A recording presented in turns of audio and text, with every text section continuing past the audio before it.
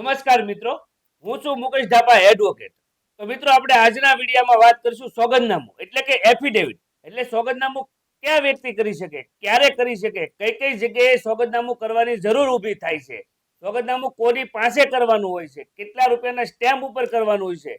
જો કોઈ વ્યક્તિ સોગંદનામું ખોટું કરે અને એ ખોટું સોગંદનામું કોઈ પણ જગ્યાએ જાહેર કરે તો એમને કેવા પ્રકારની સજા થાય અથવા તો કેવા પ્રકારનો ગુનો લાગુ પડે છે, આ બધા વિશે જો તમે માહિતી મેળવવા માંગતા હોય તો આજના વિડીયો આ છેક સુધી જોડાયેલા રહેશો. આ વિશે આપણે વિસ્તૃતમાં આજે વાત કરીશું. તો મિત્રો, સોગંદનામું એટલે કોઈ પણ વ્યક્તિ જે કોઈ વિગત હોય છે એ સોગંદ ઉપર જાહેર કરતું હોય અને એમનું લેખિત સ્વરૂપ હોય અને તેમાં નોટરી અથવા તો મેજિસ્ટ્રેટ રૂબરૂમાં અથવા તો કોર્ટના રજિસ્ટર રૂબરૂમાં એમનું સોગંદનામું થતું હોય અને એ કોઈ પણ જગ્યાએ એને રજૂ કરવાનું હોય એમને સોગંદનામું કહેવામાં આવે છે. એટલે જે સોગંદનામામાં ઘણા પ્રકારના સોગંદનામા હોય. તમારે રેશન કાર્ડ કરાવવાનું હોય તો તમારે મામલતદાર કચેરીમાં, આવકના દાખલામાં, નોન ક્રિમિનલ દાખલામાં, એટલે કે સોગંદનામા તમારે મામલતદાર કચેરીમાં, તાલુકા પંચાયત કચેરીની અંદર, તમારે તલાટી મંત્રીની પાસે, તમારા જન્મ મરણ અધિકારીની પાસે અથવા કોર્ટની અંદર, તમારા જમીનમાં વારસાઈ કરવા માટે એવા અનેક જગ્યાએ સોગંદનામા કરવાની જરૂર પડતી હોય છે. તે સિવાય પણ તમારા નામની અંદર વિસંગતતા આવતી હોય, બે નામના કોઈ એક વ્યક્તિ હોય અથવા તો આ બંને નામ ધરાવતી વ્યક્તિ હું પોતે એક જ છું એવું જાહેર કરવાનું હોય, તમારી પાસે તમારું કોઈ ડોક્યુમેન્ટ ખોવાઈ ગયું હોય અથવા પોલીસ સ્ટેશનમાં કાંઈ જાહેર કરવાનું હોય અથવા તમારે ડુપ્લિકેટ એલસી કઢાવવાનું હોય તો તમારે સ્કૂલની અંદર પણ આવું સોગંદનામું કરીને આપવું પડતું હોય છે. એટલે અનેક જગ્યાએ આપણે સોગંદનામું કરીને દેવાની જરૂરિયાત ઊભી થતી હોય છે. એટલે સોગંદનામાની અંદર મુખ્યત્વે કઈ વસ્તુ લખવામાં આવતી હોય છે? પહેલા તો જે વ્યક્તિ સોગંદનામું કરતી હોય એ વ્યક્તિની 18 વર્ષની ઉંમર હોવી જરૂરી છે. 18 વર્ષથી નાની વ્યક્તિ કોઈ સોગંદનામું કરી શકતી નથી. એટલે કે પુખ્ત વયની વ્યક્તિ હોય એ સોગંદનામું કરી શકે. ઘણી વખત એવું થાય કે નાની ઉંમરનું એટલે કે કોઈ બાળક અભ્યાસ કરતું હોય 12 વર્ષનું, એમની કોઈ વિગત જાહેર કરવાની હોય ત્યારે આવું સોગંદનામું તેમના વાલીએ કરવાનું હોતું હોય છે. એટલે કોઈ વ્યક્તિને સોગંદનામું કરવું હોય તો સૌથી પહેલા એમનો જે સોગંદનામું છે એમના એ સોગંદનામાની અંદર તેનું પૂરું નામ, એની ઉંમર, એમનો ધંધો, એમનું રહેઠાણનું સરનામું, આ સંપૂર્ણ વિગત સાચી લખવાની હોય છે. ત્યારબાદ એની જે માટે સોગંદનામું કરવાનું હોય એ સોગંદનામાની એમને ટૂંકી વિગત લખવાની હોય છે. ઉદાહરણ તરીકે માની લો કે મારું એલસી ખોવાઈ ગયું છે અને મારે એલસી ની જરૂર છે અને મારે બીજી વખત એલસી કઢાવવું છે, તો મારે મારી સ્કૂલ છે એ સ્કૂલની અંદર આ સોગંદનામું આપવાનું હોય તો મારે અંદર લખવાનું હોય કે હું 2001 ની અંદર આદર્શ નિવાસી શાળાની અંદર ધોરણ 10 ની અંદર અભ્યાસ કરતો હતો અને અભ્યાસ પૂર્ણ થયા બાદ મેં મારું શાળા છોડ્યાનું પ્રમાણપત્ર અહીંથી મેળવી લીધેલું, પરંતુ કોઈ શરત ચૂકથી અથવા તો કોઈ જગ્યાએ ભૂલાઈ ગયું છે અથવા તો ગુમ થયું છે એટલે મને હાલ મળી આવતું નથી, પરંતુ મારે હાલ જરૂરિયાત હોય એટલે મને મારું શાળાના વયપત્રક ઉપરથી, જનરલ રજિસ્ટર નંબર ઉપરથી મને બીજું મારું ડુપ્લિકેટ સ્કૂલ એલસી કાઢી આપવા માટેની વિનંતી કરતું એક સોગંદનામું કરવાની હોય છે. અને દરેક સોગંદનામાની અંદર છેલ્લે એક પેરેગ્રાફ એવો લખેલો હોય છે કે ઉપરોક્ત સોગંદનામાની અંદર લખેલી તમામ વિગતો સાચી અને સત્ય છે. ખોટું સોગંદનામું કરવું એ ફોજદારી ગુનો બને છે, એની મને જાણ છે. એટલે તમે કોઈ પણ વિગત છે એ સોગંદનામા ઉપર જો ખોટી જાહેર કરો તો તમારી ઉપર આઈપીસી કલમ 191 મુજબની કાર્યવાહી થાય અને 193 મુજબ એની અંદર તમને 7 વર્ષ સુધીની સજા અને દંડ પણ થઈ શકે છે. હવે આવું જે સોગંદનામું હોય, અનેક પ્રકારના સોગંદનામા હોય છે. આ સોગંદનામું મુખ્યત્વે આપણે નોટરી વકીલો પાસે કરાવતા હોઈએ છીએ.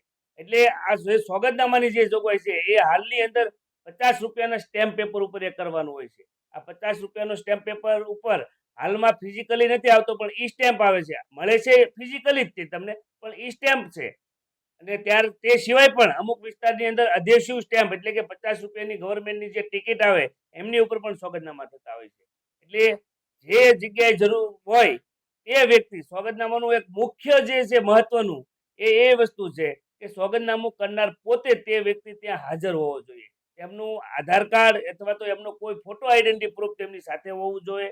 સોગંદનામામાં લગાડવાનું હોય. તેમનો પાસપોર્ટ તાજેતરનો ફોટો પણ તેમાં લગાડવાનો હોય છે અને નોટરી રૂબરૂ તે વ્યક્તિને જવું પડતું હોય છે. જો તમારે નોટરી રૂબરૂ સોગંદનામું ન હોય તો બીજે કઈ જગ્યાએ કરી શકાય? તો કે જે મેજિસ્ટ્રેટ એટલે કે મામલતદાર સમક્ષ પણ તમે સોગંદનામું કરી શકતા હોય છો. તે સિવાય ઘણી વખત એવું બને છે, મેં તમને અગાઉ જે સોગંદનામાની વાત કરી કે કેવા કેવા પ્રકારના હોય, એ સિવાય પણ કોર્ટ કેસ હોય, સિવિલ કેસ હોય, કોર્ટનો કોઈ કેસ હોય અથવા તો તમારો ચેક બાઉન્સ થયો હોય અને તમે ચેક બાઉન્સનો કોઈ કેસ કર્યો હોય, આવા કેસોની અંદર તમારે જે કંઈ ફેમિલી કોર્ટના કેસો હોય એટલે સિવિલ મેટર અને જે પરચુરણ અરજીઓ જે છે કોર્ટની અંદર એ થતી હોય ત્યારે પણ એ સોગંદ ઉપર એમાં વિગતો લખવાની હોય છે. એટલે આ જે સોગંદનામા જે છે કોર્ટની અંદર રજૂ કરવાના, એની અંદર કોઈ પ્રકારનો સ્ટેમ્પ વાપરવાનો નથી, પરંતુ એની જે વિગત છે એ તમારા વકીલ તૈયાર કરતા હોય છે. અને આવા જે સોગંદનામા છે એ કોર્ટની અંદર જ જે રજિસ્ટ્રાર હોય તેમના રૂબરૂ સોગંદ લઈ અને આ સોગંદનામા કરવામાં આવતા હોય છે. એટલે સોગંદનામું છે એ ખૂબ ઘણી વખત આપણે કેટલાય પ્રકારના સોગંદનામા હોય, આપણને કોઈ પણ જગ્યાએ જીઈબી ની અંદર ખાલી કનેક્શન લેવું હોય તો કે આ કનેક્શન હું આ માટે જ ઉપયોગ કરીશ, અન્ય કોઈ માટે ઉપયોગ નહીં કરું, અથવા તો આ હેતુ માટે જ મેં આ કનેક્શન મેળવ્યું છે અને આ મારા પુરાવા છે એ ખોટા નથી. એટલે સોગંદનામાનો મતલબ જ એ છે કે તમે જે વિગત આપો છો કોઈ પણ કચેરીની અંદર એ વિગત સંપૂર્ણ સાચી છે અને ખરી છે. જો એ ખોટી નથી, એટલે જો એ વિગત જે છે એ ખોટી ઠરે તો તમારી ઉપર કાયદેસરની કાર્યવાહી પણ થઈ શકતી હોય છે. એટલે સોગંદનામું જો તમારે કરવાનું હોય તો તમે કોઈ વકીલનો સંપર્ક કરી, નોટરી વકીલનો સંપર્ક કરી અથવા તો મામલતદારની અંદર પણ તમે કરી શકો, અને કોર્ટની અંદર જરૂરિયાત હોય ત્યારે કોર્ટની અંદર પણ કરી શકતા હોય છે. આપણને ઘણીવાર થાય કે મામલતદાર કઈ રીતે કરી શકે, તો મામલતદાર છે એ પોતે મેજિસ્ટ્રેટ છે.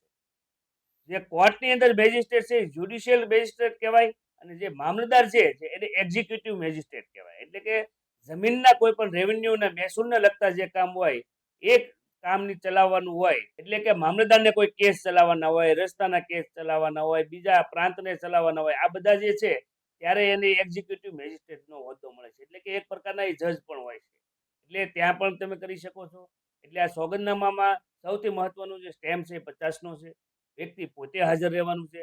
અને સોગંદનામાની અંદર જે પણ તમે વિગત લખો એ સંપૂર્ણ સાચી છે એવું જ્યાં રજૂ કરો ત્યાં માની લેવામાં આવે છે. એટલે જો એ વિગત ખોટી સાબિત થાય તો તમારી ઉપર કાયદેસરનો ગુનો પણ દાખલ થઈ શકે અને તમને 7 વર્ષ સુધીની સજા થઈ શકતી હોય છે. ત્યારે આ સોગંદનામું ખૂબ મહત્વનું છે. સોગંદનામા વિશે આમ તો તમે જ્યારે લગભગ દરેક વ્યક્તિએ સોગંદનામા જિંદગીમાં કર્યા જ હોય, કારણ કે દરેક જગ્યાએ સોગંદનામાની જરૂરિયાત ઊભી થતી હોય. એટલે કોઈ પણ વ્યક્તિ એવો 25-30 વર્ષનો વ્યક્તિ હોય તો એમને ક્યારેય સોગંદનામું ન કર્યું હોય એવું લગભગ બનતું નથી. એટલે સોગંદનામા વિશે આપ તે સિવાય કઈ માહિતી મેળવવા માંગતા હોય તો આ વિડીયોની નીચે કોમેન્ટ કરજો. એ કોમેન્ટનો હું સાચો ઉત્તર આપવાનો પ્રયત્ન કરીશ.